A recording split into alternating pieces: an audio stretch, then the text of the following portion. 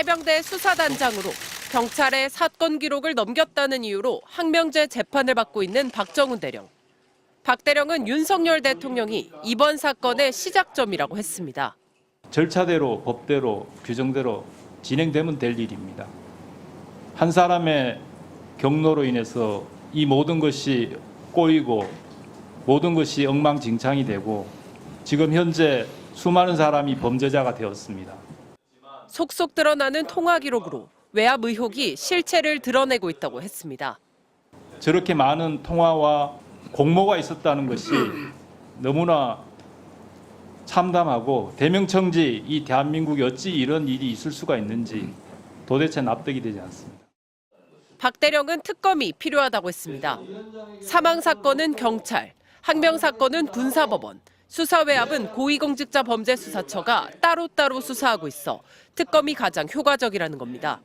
특검법이 가장 효과적이라고 생각합니다. 왜냐하면 사망 사고, 항명 사건, 수사 외압 다 뗄래야 뗄 수 없는 다 연관관계가 있기 때문에 박 대령은 현재 사령부와 4km 떨어진 사무실에 격리된 채 11개월째 아무런 임무 없이 출퇴근하고 있습니다.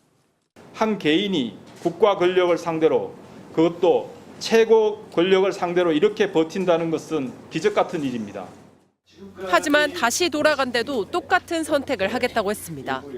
국방부의 수사 왜곡, 축소 지시를 따랐을까? 차라리 따랐으면 지금은 어땠을까?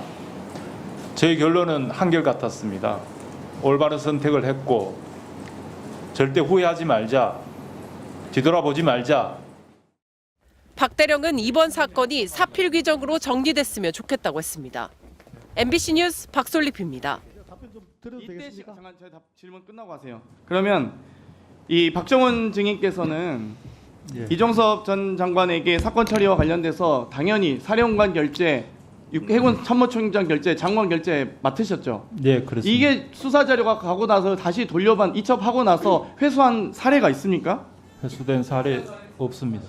모든 게 다 처음이었습니다. 장관을 대면해서 보고하는 것도 제 28년 군생활에 처음이었고 이첩된 수사 서류가 직접 준 수사단에서 회수한 것이 아니라 다른 기관에 회수된 것도 처음이었습니다. 마지막으로 장관한테 보고를 마치고 나올 때 장관이 분명히 제 악수를 하면서 수고했다라고 격려를 했습니다. 그것도 제 군생활 중에 처음이었습니다. 이상입니다.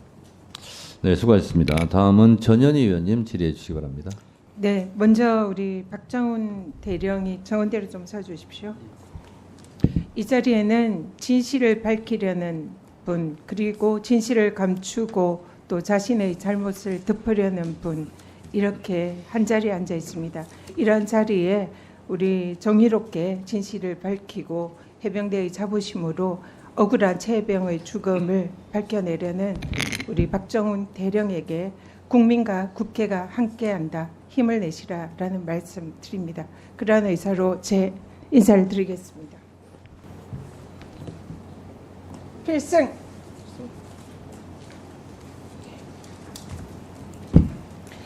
네, 앉으십시오. 이종섭 장관에게 묻겠습니다.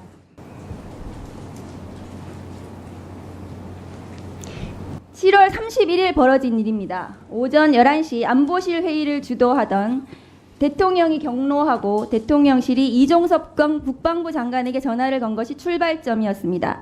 긴박했던 이날의 상황은 이종섭, 박진희, 김계환으로 연이어 전화와 VIP 명령을 하달했던 것으로 보입니다. 8월 2일 상황도 한번 보시죠. 수사 결과를 경찰에 이첩하자 휴가 중이던 윤석열 대통령은 개인 휴대전화를 통해 출장 중이던 이종섭 국방부 장관에게 3차례에 걸쳐서 전화를 합니다. 휴가 중에도 마음이 놓이지 않았던 윤 대통령은 임기훈 국방비서관, 신범철 국방부 차관에게도 전화를 걸었고 윤 대통령의 전화를 받은 이후 대통령실, 국방부, 해병대 사이에서 긴박한 연락들이 오갔습니다. 결국 저녁 7시 20분 국방부 검찰단은 경북경찰청으로부터 이첩된 수사 결과를 회수했습니다. 8월 2일의 상황입니다.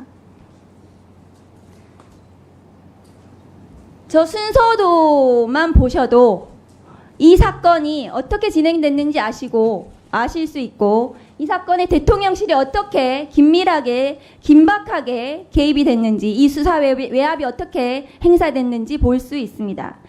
박정훈 증인께 묻습니다. 이 작년 7월 31일 8월 2일 많은 일들이 있었습니다. 박정훈 증인은 이 사건을 수사하고 결과를 보고하고 할 당시에는 몰랐던 내용입니다. 그 이후에 벌어진 상황인데 이 내용을 보시고 어떤 생각이 드십니까? 참담했습니다.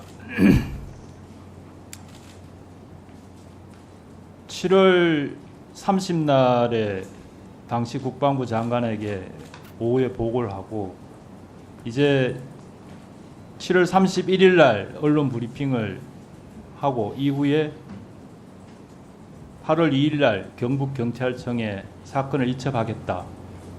이것이 계획이 된 타임 테이블이었고 관련 내용은 지금 자리에 위치하고 있는 이종섭 장관에게도 정확하게 다 보고를 했습니다. 대한민국은 법치국가라고 제가 앞에서 말씀드렸습니다. 절차대로 법대로 규정대로 진행되면 될 일입니다. 한 사람의 경로로 인해서 이 모든 것이 꼬이고 모든 것이 엉망진창이 되고 지금 현재 수많은 사람이 범죄자가 되었습니다. 그 과정에 저렇게 많은 통화와 공모가 있었다는 것이 너무나 참담하고 대명청지 이 대한민국에 어찌 이런 일이 있을 수가 있는지 도대체 납득이 되지 않습니다. 이상입니다.